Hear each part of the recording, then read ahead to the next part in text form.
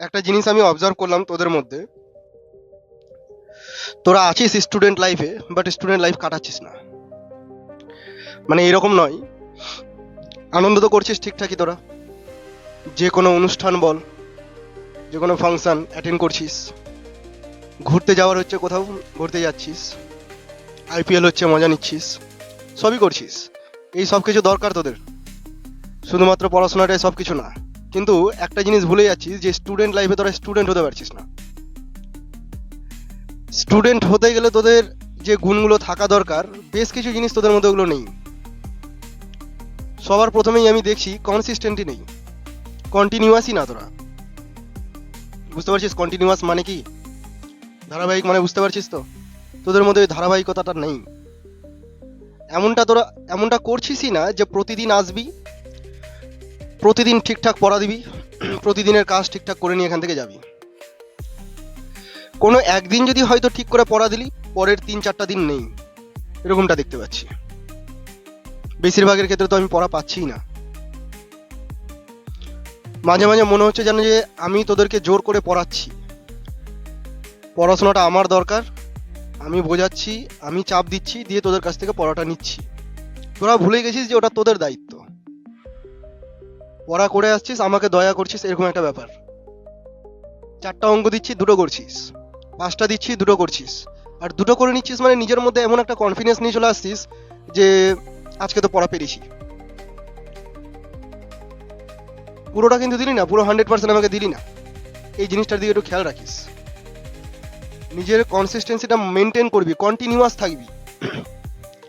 একদিন ধর 10 ঘন্টা পড়ে নিলি পুরো বাড়িতে, আর তারপরে 4-5 দিন পড়লি না, আর কেউ প্রতিদিন 2 ঘন্টা পড়ছে, কোনটা এফেক্টিভ হওয়া উচিত তোদের মতে?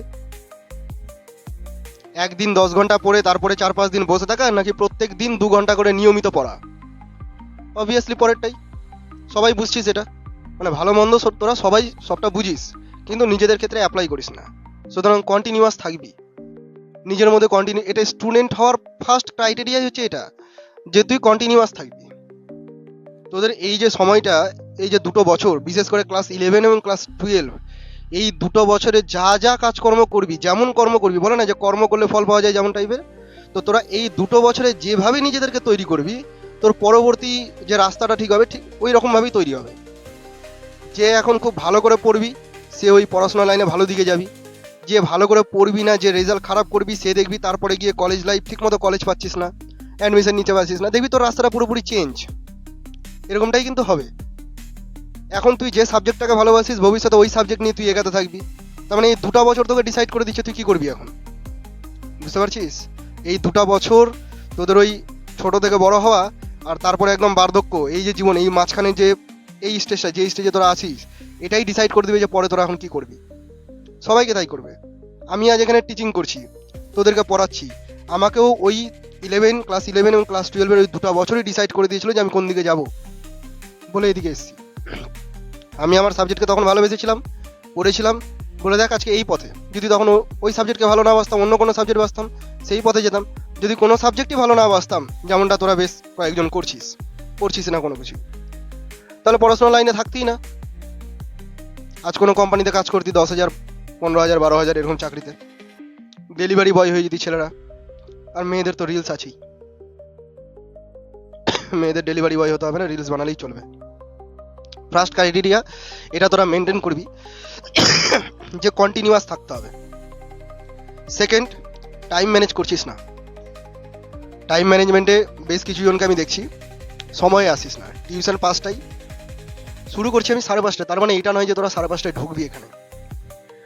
আমার 5:30 শুরু করার উদ্দেশ্য হচ্ছে তোরা এখানে আসবি, বসবি, একটু ঠান্ডা হবি, এসেই শুরু করে দিলি কনসেপ্ট মাথায় নিতে, চাপ লাগবে না, সহজে ঢুকবে, পরিবেশের সাথে মানিয়ে নিবি, তারপরে শুরু করবো। তার মানে আধ ঘন্টা আমি তোদেরকে টাইম দিলাম যে এখানে ঠিকঠাক। আবার আমি পড়াটা লিখতে দিই, মাঝে মাঝে পড়া ধরি, যদি না হয় এসে মাঝে দেখবি ওখানে, তাই তো? এগুলো করবি। আসছিস 5:30, কেউ কেউ তো 5:30 পরে আসছিস, তাহলে খেয়াল রাখতে হবে টাইম ম্যানেজমেন্টটাও। শুধুমাত্র আমার টিউশন বলে বলছি না, টাইম ম্যানেজমেন্ট তোদের যে কোনো জায়গাতে, তোরা যে বাড়িতে রুটিন করে পড়াশোনা করিস, সেখানে একটা টাইমের ব্যাপার থাকেই, টাইম ম্যানেজ করতেই হয়। যে আমি এত ঘন্টা এই সাবজেক্ট পড়বো, অত ঘন্টা ওই সাবজেক্ট পড়বো, দিনের ওই সময়টাতে এটা পড়বো, এইভাবে টাইম মেনটেন করিস কি তোরা? মোস্ট অফ দ্য স্টুডেন্ট করিসই না। আমি জানি বেশিরভাগই করিস না। অনেক ক্ষেত্রে হয় কি চাপেই হয় না, শিডিউলগুলো এমনভাবে থাকে যে ওরকম টাইম ম্যানেজমেন্ট করে পড়া যাবে না। কিন্তু বেশিরভাগ ক্ষেত্রে যেখানে টাইম ম্যানেজমেন্ট করা যাবে সেখানে তোরা করিস না, কন্টিনিউয়াস তো থাকছিসই না, টাইম ম্যানেজমেন্ট করছিসই না।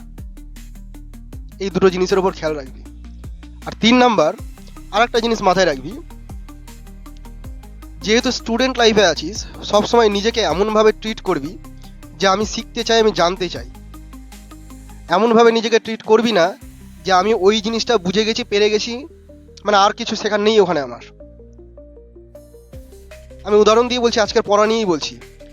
যেমন ওই 5টা প্রবলেম করতে দিলাম, কেউ 2টা করে দিলি, তারপরে কিন্তু তুই ভেবে দেখ তুই নিজের মধ্যেই নিজেকে রিল্যাক্স করে নিয়েছিস, 2টো পেরে গেছিস, মানে হয়ে গেছে পড়া আজকে, মানে আজকে বেঁচে গেলি।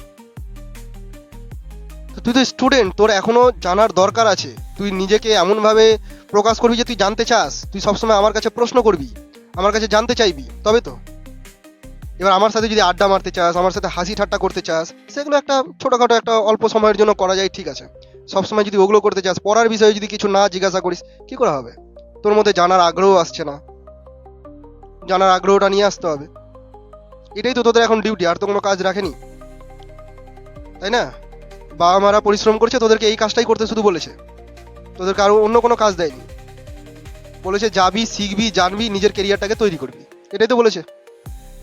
এবার এটাকে ফোকাস না করে বাকি সব কিছু যদি করিস, তাহলে নিজের সাথে তো বেইমানি করছিস, মা বাবার সাথেও বেইমানি করছিস, ওদের পরিশ্রমটারও দাম দিচ্ছিস না। মাঝে মাঝে অনেকের গার্জেন আমাকে ফোন করছে, কেমন কি পড়াশোনা করছে, যেন আমি বলতে পারি, যে অভিযোগ করার কিছুই না থাকে আমার কাছে, যেন আমি বলতে পারি যে না ও পড়ছে। তুই কোনো কিছু পারছিস না, ঠিক আছে, কিন্তু আমি যদি তোর মধ্যে দেখি যে ওই চেষ্টাটা আছে, তবুও আমি এটা বলতে পারবো তোর গার্জেনকে যে না ও অনেক চেষ্টা করছে। হয়তো পারছে না, ওর ক্ষমতার বাইরে চলে যাচ্ছে, হতে পারে সেটা, কিন্তু ও চেষ্টা করছে, এটা যেন অন্তত আমি বলতে পারি। এগুলো নিজেদের মধ্যে রাখবি, বুঝতে পারলি? নিজেকে সবসময় এমনভাবে রাখবি, ওই আগে যেমন ধর গুরু সিস্টেমটা ছিল না, এক জায়গায় বসে একজন গুরু থাকতো, গল্প বলতো, সবাই লেকচার সেইটা শুনতো। এখন তো ওই সময়টা নেই, এখন তো ওরকম ভাবে তোরা শুনছিস না, এখন ইন্টারাকশনের মাধ্যমে আমি 2টা কথা বলবো, তারপরে তুই 2টো কথা বলবি আমাকে, তবে হবে ইন্টারাকশন, তবে হবে পড়াশোনাটা, তবে এগিয়ে যাবে। ওই আগের মতো আসবি, বসবি, আর আমি শ্রুতি বলে যাবো, ইতিহাসে যেমন পড়েছি শ্রুতি, আমি বলে যাবো আর শুনবি, চলে যাবি, ডিঅ্যাক্টিভ লার্নিং হয়ে গেল ওটা। অ্যাকচুয়ালি তোর মাথায় কিছু ঢুকছে না, বুঝতে পারলি? তো নিজেকে চেষ্টা করবি ওই রকম ভাবে রাখার। স্টুডেন্ট আছিস, স্টুডেন্ট লাইফে যা যা গুণ তোর মধ্যে থাকা উচিত সেই গুণগুলো রাখ। কন্টিনিউয়াস টাইম ম্যানেজমেন্ট, নিজেকে ওপেন বক্স করে দেওয়া, যা আমি নিতে চাই। যত নিবি তত এগিয়ে যাবি সবার থেকে। এখানে যে এসছিস, এখানে কম্পিটিশন করতে হবে সবার সাথে। তোরা নিজেরা যাদের সাথে বসে আছিস, নিজেদের বন্ধু বান্ধবীদের সাথে, বেস্ট ফ্রেন্ড, তোদের নিজেদের সাথেই নিজেদেরকে কম্পিটিশন করতে হবে। আর এই কম্পিটিশনে যদি পার্ট না নিস, যদি এই কম্পিটিশন থেকে বাইরে চলে যাস, তাহলে দেখি ভবিষ্যৎটা, ফিউচারটা, কেরিয়ারটা খুবই খারাপ হয়ে যাবে, প্রচন্ড খারাপ হয়ে যাবে দেখবি। কেরিয়ারের উপর ফোকাস কর। নিজের কথা যদি নাও ভাবিস, একটু বাড়ির কথা ভাববি। বাড়িতে যে গার্জেনই আছে, যে তোর পড়াশোনা নিয়ে চিন্তায় আছে, নিশ্চয়ই সবার বাবা মা এরকমটা নয় যে প্রচুর আছে আর তোদেরকে ঢেলে দিচ্ছে যা খুশি তাই কর, এমনটা তো নয়। সবার বাবা মা পরিশ্রম করছে, টিউশনগুলোর, কোচিংগুলোর, স্কুলের এই যে বেতনগুলো দিচ্ছে, নিশ্চয়ই পরিশ্রম করে দিচ্ছে। এই টাকাগুলো উপার্জন করতে কষ্ট হয় তোদের, তারপরেও দিচ্ছে। তোদের 4-5টা টিউশনের টাকা, বইয়ের টাকা, যখন যা চাইছিস সব কিছু পেয়ে যাচ্ছিস। এগুলো পাওয়ার পর যদি তুই তোর নিজের ডিউটিটা না রাখিস, তার মানে তো ভুল করছিস, অন্যায় করছিস না? ওদের সাথে অন্যায় করছিস। নিজেরটা না হয় চিন্তা করলি না, কিন্তু ওদের সাথে অন্যায় করছিস। চেষ্টা করবি এই জিনিসগুলো মাথায় রাখার যে কোনো মুহূর্তে। বাকি হাসি ঠাট্টা, আনন্দ, এ সমস্ত কিছুও করতে হবে, এগুলোও মেন্টালি স্টেবল থাকার জন্য দরকার। আমি ধর মাঝে মাঝে তোদেরকে বলি যে ক্লাস 12-এ উঠে গেছিস, বিয়ে বাড়ি অ্যাটেন্ড করবি না, জন্মদিন অ্যাটেন্ড করবি না, বলি মাঝে মাঝে এরকম। এই কারণেই বলি যে যতটা সম্ভব যেন একটু স্যাক্রিফাইস করতে পারিস। তার মানে এই নয় যে একদমই কোনো কিছুই করবি না, নির্জীব বস্তু হতে বলিনি। আমি জানি তোরা করবি, কিন্তু আমার এই কথাটা মাথায় থাকতে গেলে হয়তো কোনো কোনো জায়গাতে যেখানে খুব বেশি দরকার নয় সেখানে গেলি না, তার বদলে বাড়িতে পড়লি। আর আনন্দ তো করছিসই, টিউশনে আসছিস, স্কুলে যাচ্ছিস, সবার মুখ দেখছিস, বন্ধু বান্ধবীদের সাথে থাকছিস, তার মানে আনন্দ হচ্ছেই, ওখানে হাসি ঠাট্টা হচ্ছেই। আমার এখানে যে বসেছিলি আধ ঘন্টা, 5-10 মিনিট, যতক্ষণই বসে থাক না কেন, আনন্দ করলি না? নিজেদের সাথে কথা বললি, হাসি ঠাট্টা করলি, হয়ে গেল মাইন্ড রিল্যাক্স। এইরকমভাবে কর, এই 2টা বছরের পরিশ্রমটাকে কাজে লাগা। পরে বুঝতে পারবি যখন গ্র্যাজুয়েশনে ঢুকবি বা গ্র্যাজুয়েশন যখন কমপ্লিট করবি তখন আরও ভালো বুঝতে পারবি যে ক্লাস 11 আর ক্লাস 12 কতটা গুরুত্বপূর্ণ ছিল। তখন তুই নিজের ভাই বোনদেরকে ওই জ্ঞানটা দিবি, ওই উপদেশটা দিবি তখন, যে ক্লাস 11 আর ক্লাস 12টা ভালো করে পড়িস। ছোট থেকে নিশ্চয়ই শুনে এসছিস এই এই ক্লাসটা পড়ে নে, তারপরে আনন্দই আনন্দ শুনে এসছিস। তো ওটা 12 পর্যন্ত। ক্লাস 7এও শুনেছিস, 8এও শুনেছিস, 9এও শুনেছিস, 10এও শুনেছিস। অ্যাকচুয়ালি অ্যাপ্লিকেবল এটা ক্লাস 12 পর্যন্ত। এরপরে তুই যে মার্কটা তুলবি, যে রেজাল্টটা করবি, তার উপর বেস করে তুই যখন কলেজ পাবি, ভালো একটা কলেজ যখন তুই পেয়ে যাবি, তোর পরিবেশটা এমন তৈরি হবে, তোর আশেপাশে ছেলে মেয়েরা বন্ধু বান্ধবীরাই এমন থাকবে যে তোকে আলাদা করে আর কোনো চিন্তা ভাবনা করতে হবে না। পরিবেশটাই ওরকম, যে পরিবেশে থাকবি সেরকমই তো চিন্তা ভাবনা করবি, তাই না? তুই যে পরিবেশের মধ্যে ঢুকবি তোর চিন্তা ভাবনা সবসময় সেই রকমই হবে। তোর আশেপাশের ফ্রেন্ড সার্কেল যেমন রেখেছিস তেমনই তোর মতিগতি, তেমনই তোর চিন্তা ভাবনা আছে।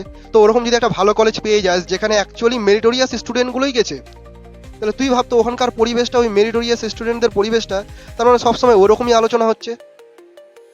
ওই সমস্ত আলোচনার মধ্যে যদি তুই থাকিস তোর ব্রেন সবসময় অ্যাক্টিভ থাকবে। ওই জন্য বলে না যে আইআইটি থেকে পড়াশোনা করে এসছে, আইআইটি নাম শুনলেই সবাই বলে যে মানে স্টুডেন্ট ভালো। তার কারণ আইআইটিতে সেই সমস্ত স্টুডেন্টরাই যায়। কোনো কোম্পানি বল, গভর্নমেন্ট বল, প্রাইভেট বল, যদি শুনে নেয় যদি আইআইটি থেকে গ্র্যাজুয়েশন করে এসছিস, ইঞ্জিনিয়ারিং করে এসছিস, তার মানে অত কিছু তোকে বিচার করার দরকারই নেই। ও জানেই যে আইআইটি ওই লেভেলেরই একটা জায়গা যেখানে ওই সমস্ত স্টুডেন্টরাই যায়। বুঝতে পারছিস কি না? তোর প্লেসমেন্টটা আলাদা রকমই হবে। কেউ যদি নর্মাল গ্র্যাজুয়েশন করে সে নর্মাল রকমভাবে জীবন কাটাবে। কয়েকটা জিনিস বললাম, continuity, second time management, third open box. এই 3টা জিনিসকে মেনটেন রাখবি। বুঝতে পারলি? এই 3টা জিনিসকে মেনটেন রাখবি।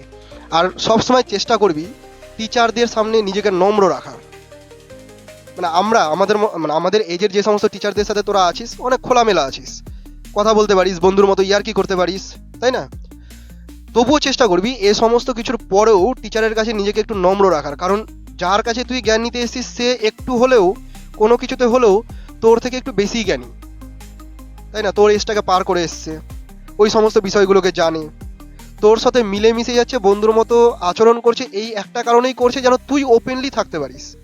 তোর মধ্যে যেন ওই দ্বিধাটা না রাখে যে আমি প্রশ্ন করবো কি করবো না, এই দ্বিধাটা যেন না থাকে। সেই কারণেই কিন্তু এখনকার যে শিক্ষকরা আছে, টিচাররা আছে, তারা ওপেন হয়ে যায়, বন্ধুর মতো আচরণ করে। কিন্তু দেখবি যারা মানে একটু যারা প্রাচীন টিচার আছে, যারা আগের টিচার আছে, দেখবি ওরা এতটা কিন্তু ওপেন না। খেয়াল করেছিস নিশ্চয়ই? গম্ভীর থাকবে, পড়ানোর সময় শুধু পড়িয়ে দিবে, ব্যাস হয়ে গেল, আর কোনো কথাবার্তা নেই কিন্তু।